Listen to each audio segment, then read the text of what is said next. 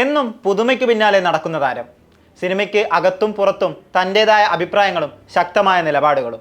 ബോളിവുഡിലെ പെർഫെക്ഷനിസ്റ്റ് എന്ന് വിളിപ്പേര്. കളക്ഷനുകളിൽ സ്വയം തിരുത്തിക്കൊണ്ട് ഇന്ത്യൻ സിനിമാ ലോകത്തെ പലതവണ ഞെട്ടിച്ച താരം.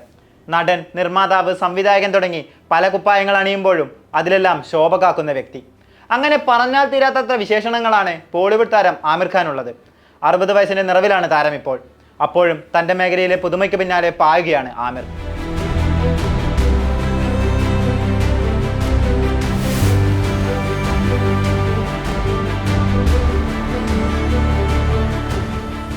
ആയിരത്തി 1973 യാദോൻ കി ബാരാത്ത് എന്ന ചിത്രത്തിലൂടെ ബാലതാരമായാണ് ആമിർ ഖാൻ അഭിനയ രംഗത്തേക്ക് പ്രവേശിച്ചത്.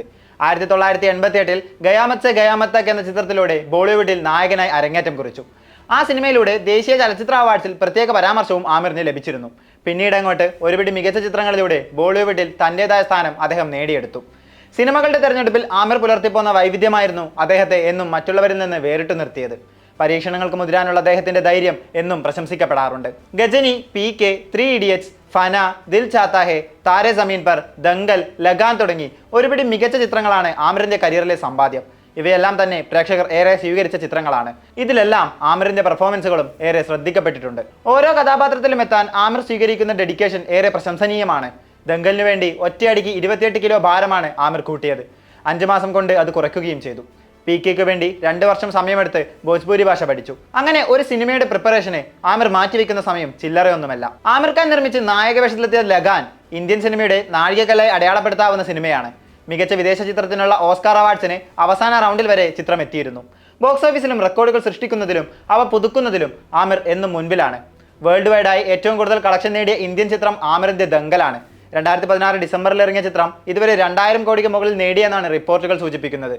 ഇന്ത്യൻ സിനിമയിലെ 200, 300, 700, 1000 തുടങ്ങി കോടി ക്ലബ്ബുകളിലെല്ലാം ആദ്യം എത്തിയതും ആമിറിന്റെ ചിത്രങ്ങളാണ്. സിനിമക്ക് അകത്ത് മാത്രമല്ല പുറത്തും തൻ്റെ അഭിപ്രായങ്ങളിലൂടെ എന്നും ആമിർ ചർച്ചാ വിഷയമാകാറുണ്ട്. അത് പലതവണയായി അദ്ദേഹത്തിന്റെ സിനിമകളെ മോശമായും ബാധിച്ചിട്ടുണ്ട്. അവസാന ചിത്രമായ ലാൽ സിംഗ് ചദ്ദയും അതിന് പാത്രമായിരുന്നു.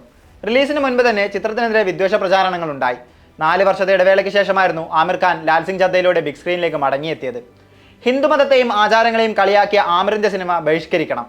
രാജ്യദ്രോഹികളായ ബോളിവുഡ് താരങ്ങളുടെ സിനിമകൾ കാണരുത്. നിങ്ങളുടെ ഭാര്യയ്ക്ക് ഇന്ത്യയിൽ സുരക്ഷിതത്വം അനുഭവപ്പെട്ടില്ലെന്ന് പറഞ്ഞു. പിന്നെ എന്തിന് നിങ്ങളുടെ സിനിമ ഇവിടെ റിലീസ് ചെയ്യുന്നു? എന്നിങ്ങനെയൊക്കെയായിരുന്നു ആമിറിനെതിരായ വിദ്വേഷ പ്രചാരണങ്ങൾ. ആമിർ നേരത്തെ അഭിനയിച്ച PK എന്ന സിനിമയിലെ ചില രംഗങ്ങളും സത്യമേവ ജയതേ എന്ന പരിപാടിയിൽ പറഞ്ഞ ചില പരാമർശങ്ങളും ചൂണ്ടിക്കാട്ടിയായിരുന്നു ഇവയെല്ലാം. ഹോളിവുഡിലെ ക്ലാസിക് ചിത്രമായ ഫോറസ്റ്റ് ഗമ്പിന്റെ റീമേക്കായിരുന്നു ലാൽ സിംഗ് ചദ്ദ. എന്നാൽ തിയേറ്ററിൽ പരാജയമായിരുന്നു ചിത്രത്തിന്റെ വിധി. അതിനു കാരണം താനാണെന്നും ഒരു ഇന്റർവ്യൂവിൽ ആമിർ ഖാൻ പറയുന്നുണ്ട്. സിനിമ പരാജയപ്പെട്ടപ്പോൾ ഡിപ്രഷനിലായിരുന്നുവെന്നും ആമിർ പറഞ്ഞിരുന്നു. സിനിമയിൽ തന്റെ പ്രതിഫലത്തെക്കുറിച്ചും ആമിർ ഖാൻ ഈയിടെ ഒരു ഇന്റർവ്യൂവിൽ വ്യക്തമാക്കിയിരുന്നു. കഴിഞ്ഞ 20 വർഷമായി ഒരു സിനിമയ്ക്കും നിശ്ചയിച്ചുറപ്പിച്ചൊരു പ്രതിഫലം വാങ്ങിയിട്ടില്ല. സിനിമ വിജയിച്ചാൽ അതിനുള്ള പ്രതിഫലം വാങ്ങും, പരാജയമെങ്കിൽ അതിന്റെ വഴിക്ക് വിടും. ഇതായിരുന്നു ആമിറിന്റെ നിലപാട്.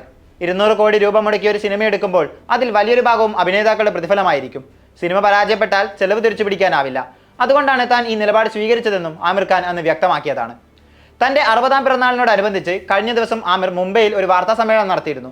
പ്രായം 60 ആയെങ്കിലും 16-17 വയസ്സാണ് തോന്നുന്നത് എന്നായിരുന്നു ആമിർ വാർത്താ സമ്മേളനത്തിൽ പറഞ്ഞത്. തൻ്റെ സ്വപ്ന പദ്ധതിയായ മഹാഭാരതം സിനിമയെ വളരെ ഗൗരവമായാണ് കാണുന്നത്. ഒരു ടീമിനെ ഒന്നിച്ചു ചേർത്ത് സിനിമയ്ക്കായുള്ള എഴുത്തു നടക്കുകയാണ്.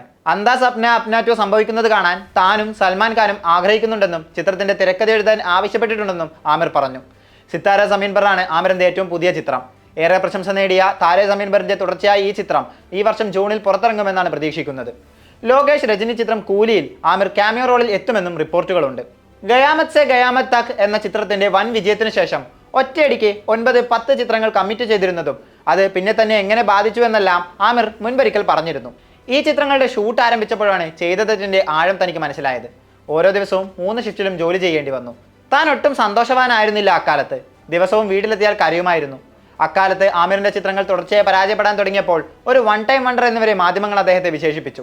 എന്നാൽ ഇന്ദ്രകുമാർ സംവിധാനം ചെയ്ത ദിൽ എന്ന ചിത്രത്തിലൂടെ ആമിർ തന്റെ കരിയർ തിരിച്ചു പിടിക്കുകയായിരുന്നു. അതുപോലെ ലാൽ സിംഗ് ചദ്ദയുടെ പരാജയം സിത്താരെ സമീൻ പറിലൂടെ ആമിർ മറികടക്കുമെന്ന് പ്രതീക്ഷിക്കാം. ഒപ്പം കാത്തിരിക്കാം മിസ്റ്റർ പെർഫെക്ഷനിസ്റ്റിന്റെ നല്ല സിനിമകൾക്കായും.